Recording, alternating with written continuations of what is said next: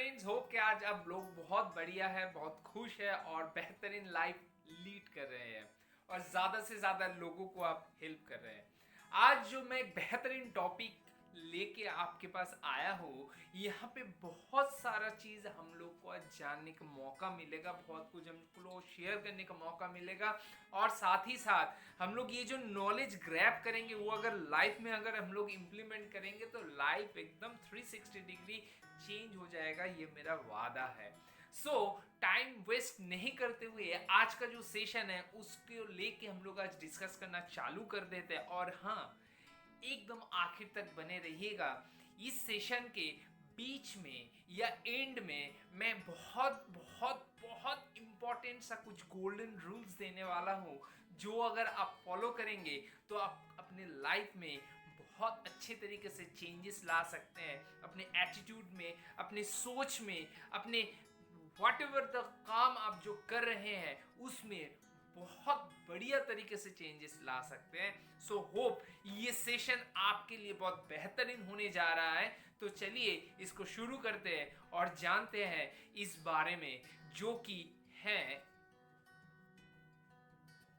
How to change things when change is hard.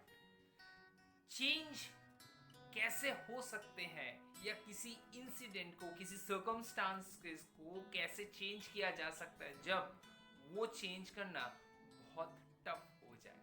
सो चलिए आज इसी के बारे में हम लोग थोड़े जानकारी लेते हैं, सो दैट हम लोग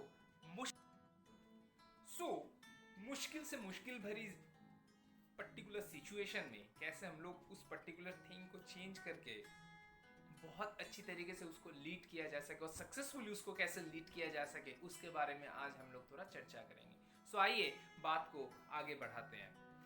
what is old Buddhist metaphor. आज मैं एक ऐसा टॉपिक लेके बात कर रहा हूं जहां पे बुद्धिज्म एंड इसका मेटाफोर के बारे में हम लोग बात करेंगे। जनरली ये बहुत ध्यान लगा के थोड़ा सुनिएगा कि जनरली हर एक इंडिविजुअल के अंदर करीब करीब 3 तरीके का उनका कैरेक्टर रहता है, 3 तरीके का पर्सनैलिटी रहता है या कैरेक्टर, व्हाटएवर आप जो समझे वैसा रहता है। फर्स्ट जो है that is rational, cold and calculative. वो लोग बहुत कैलकुलेटिव रहता है, रैशनली वो लोग थिंक करता है और बहुत कोल्ड, बहुत ठंडे दिमाग का है। वो लोग सोचते हैं बहुत ठंडे दिमाग से। So this sort of things, this type of persons are called rider. इन टाइप लोगों को कहते हैं rider. Next one is emotional, automatic, quick response. Emotional रहते हैं सेकंड टाइप के लोग। वो लोग ऑटोमेटिकली अपने आप का अंदर से जो रिस्पॉन्स आता है वो ऑटोमेटिकली वो एक्सप्रेस कर देता है और रिस्पॉन्स भी बहुत ज्यादा देता है कुछ सोचे समझे बिना। That is called elephant. So second part है एलिफेंट। और last but not the least, the path is combination of above two, that is rider and elephant both. They are the both type of character they are leading with. So these three types generally in the world पूरा रहते हैं, जहां पे ये rider, elephant या mixed of that ये लोग persist करते हैं। So this is all about old Buddhist metaphor. Now author's rider, what is author's rider? Whosoever जो author है इस particular segment का, इस subject का, उनका rider कौन है? Sometimes rider overthinks. Rider बहुत rational होता है, cold होता है और वो लोग क्या करते हैं, वो लोग इस तरीके से सोचते हैं, इमोशनली नहीं सोचते। Sometimes riders overthinks, and overthinks का मतलब क्या है? They are too much bogged with their mind. वो लोग बहुत बिजी हो जाता है उस पर्टिकुलर चीज को लेके बार बार सोचने में, और उसमें क्या होता है, एनर्जी लॉस होता है और वो सही दिशा से सोच भी नहीं पाते हैं। Second, we need to identify the bright spot. हम लोगों के सामने बहुत सारे प्रॉब्लम्स आ सकते हैं, बहुत कुछ इंसिडेंट हो सकता है, लेकिन वहां पे हम लोग को ब्राइट जो स्पॉट है उसमें जो बेहतरीन, जो पॉजिटिव साइड है, उसी को ही हम लोग को ग्रैब करना है और उसको हम लोग को लाइफ में क्या करना है, इम्प्लीमेंट करना है और उसको फॉलो करना है. So that is the main thing. Next, learn critical moves by heart. Life में बहुत सारे ऐसे मोड आएंगे जहां पे हम लोग को मूव्स लेना पड़ेगा, आगे बढ़ना पड़ेगा, और उसी के लिए क्या करना पड़ेगा कि हम लोग को बाय हार्ट वो सोचना पड़ेगा. और ये बाय हार्ट सोचने के लिए क्या करना पड़ेगा? We often face critical situations like public speaking और प्रेजेंटेशंस. ऐसे बहुत सारे सिचुएशंस आते हैं जहां पे हम लोगों को शॉर्ट नोटिस पे बहुत बड़ा एक इवेंट अटेंड करने के लिए हम लोग को कहा जाता है और उसको अच्छे से मैनेज करने के लिए कहा जाता है. या कोई भी पब्लिक स्पीकिंग हो, या कोई भी ऑफिस में असाइनमेंट हो, प्रेजेंटेशन हो, कुछ भी हो, वहाँ पे हम लोग को ये रिस्पॉन्सिबिलिटी दिया जाता है. तो उस टाइम हम लोग को वो क्रिटिकल सिचुएशन को फेस करने के लिए हम लोग को बाय हार्ट सोचना पड़ेगा. अगर लॉजिकली सोचेंगे तो और ज़्यादा नर्वस हो जाएंगे. तो बाय हार्ट सोचना पड़ेगा. और बाय हार्ट सोचने के बाद क्या होगा कि हम लोग उसको प्रूडेंटली, बहुत लॉजिकली हम लोग उसके ऊपर काम कर सकते हैं. To overcome fear we need to do mock practice. हम लोग को वो ओवरकम के लिए फियर जो है, ओवरकम जो फियर है, we need to do mock practice. क्या है मॉक प्रैक्टिस? कुछ भी अगर सिचुएशन आया तो वहां पे ये जो, जैसे मैं एक एग्जांपल दे रहा था पब्लिक स्पीकिंग, तो आप अपने आईने के सामने, मिरर के सामने उसको मॉक प्रैक्टिस कर सकते हैं continuously. Whatever be the time is there, वो टाइम के अंदर आप उसके ऊपर प्रैक्टिस कर सकते हैं. सो ये प्रैक्टिस करने से क्या होगा?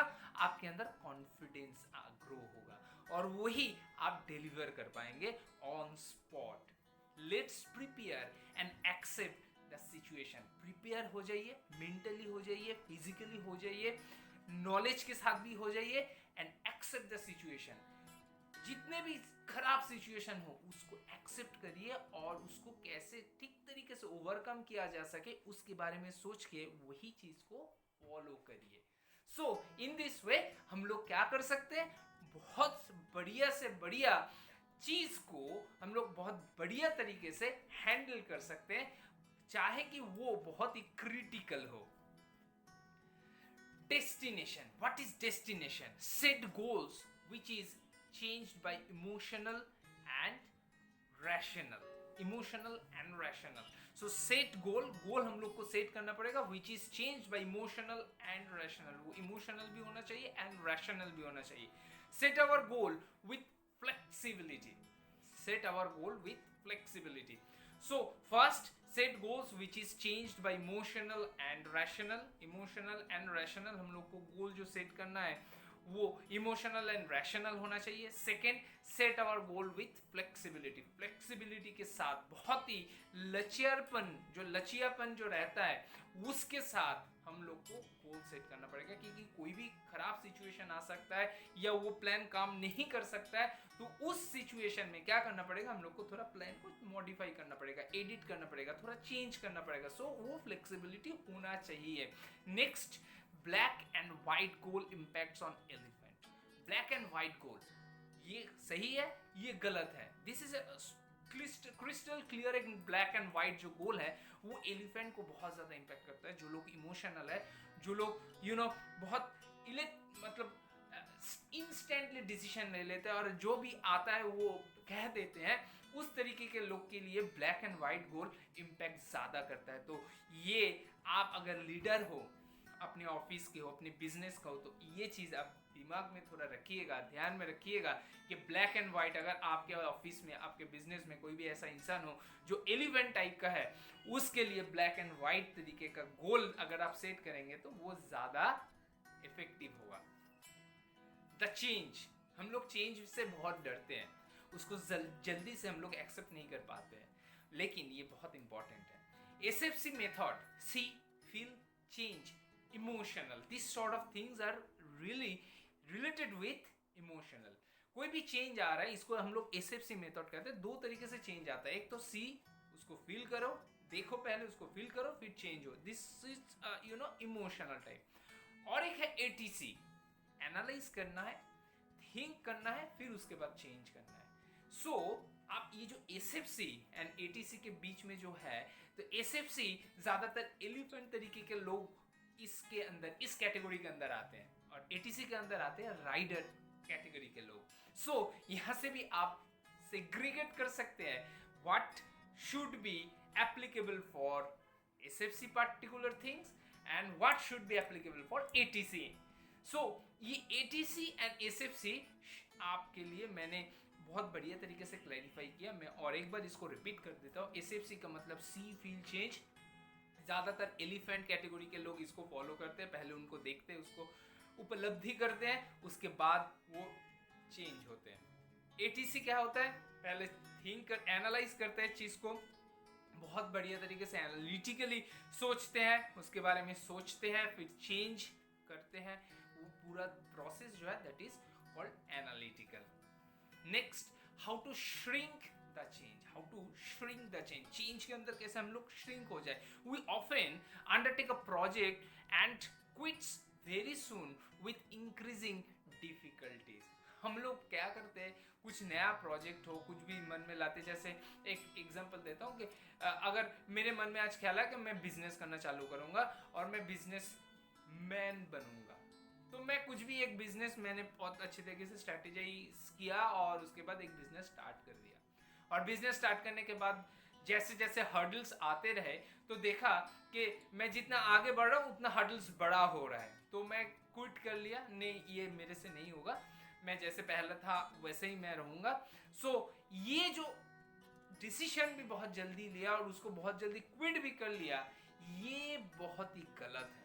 अगर हम लोग कोई डिसीजन लेते हैं बहुत सोच समझ के, उसका कंसिक्वेंस या उसके इम्पैक्ट जो होने वाला है, फ्यूचर इम्पैक्ट होने वाला है, उसको सोचते हुए पहला बात तो ये डिसीजन लेना चाहिए. और अगर डिसीजन लेने के बाद उसको हम लोग अगर शुरू कर देते हैं तो उसको क्विट नहीं करना चाहिए, कंटिन्यूअसली उस प्रोसेस को फॉलो करना चाहिए. Let's start from zero and with easier goals to achieve.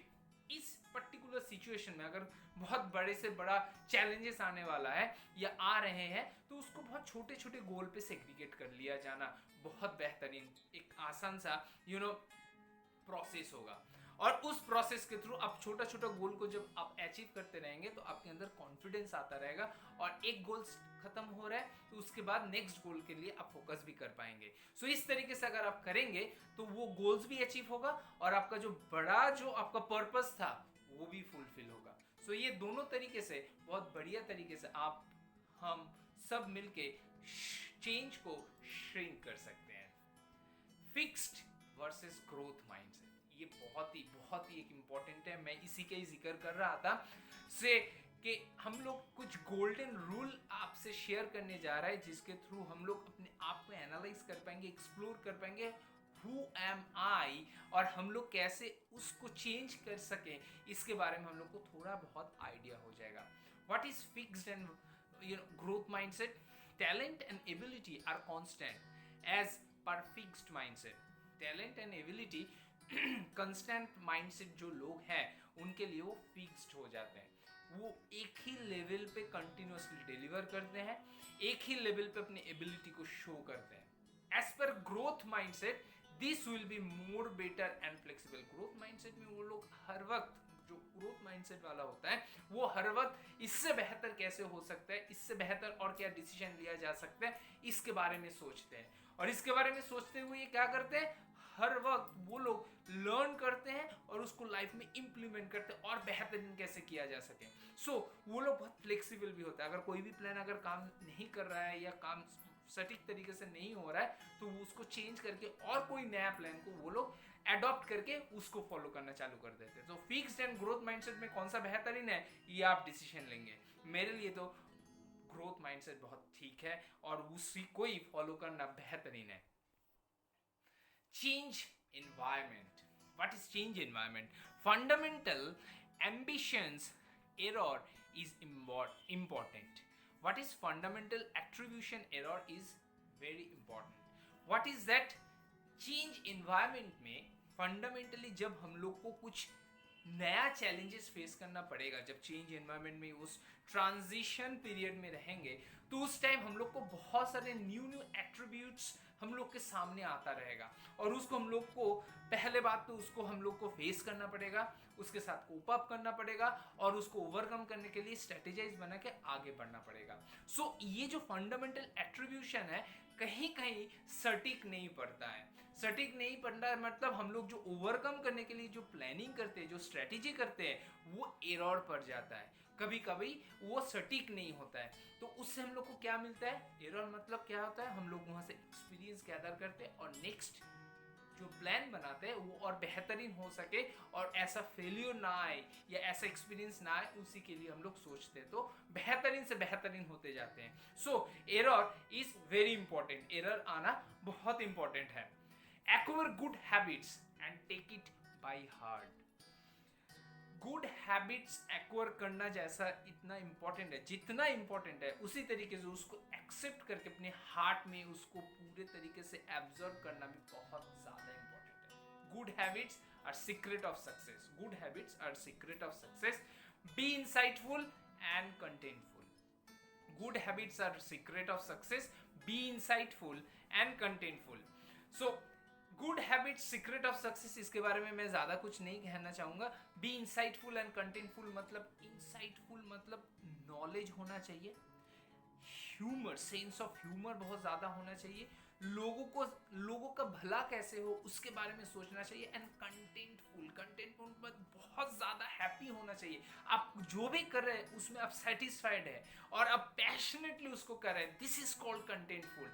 So be insightful and contentful होना बहुत ही बहुत ही बहुत ही महत्वपूर्ण दो एट्रीब्यूट्स हैं। कीप इट गोइंग, जो आप शुरू किए हैं you need to continue. Determination, perseverance are the steps. Determination और perseverance are very very important, जो कि आपको सक्सेस के दरवाजे तक आपको ले जा सकता है। Believe on your randomness and keep trying. Randomly try करते रहिए, randomly, whatever may be, that is fail और success, whatever. Don't focus on the result, continuously focus on the process and continuously आप उसी के ऊपर pressure डालते रहिए। एक पानी के बूंद भी अगर सालों से एक पत्थर के ऊपर गिरता है तो वहां पे वो छेद बनाने में सक्सेसफुल हो जाता है। तो हम लोग अगर एक पर्टिकुलर फोकस एरिया में अगर कंटिन्यूअसली अपना एफोर्ट देते रहेंगे तो जरूर हम लोग उसको क्रैक कर पाएंगे। So keep trying.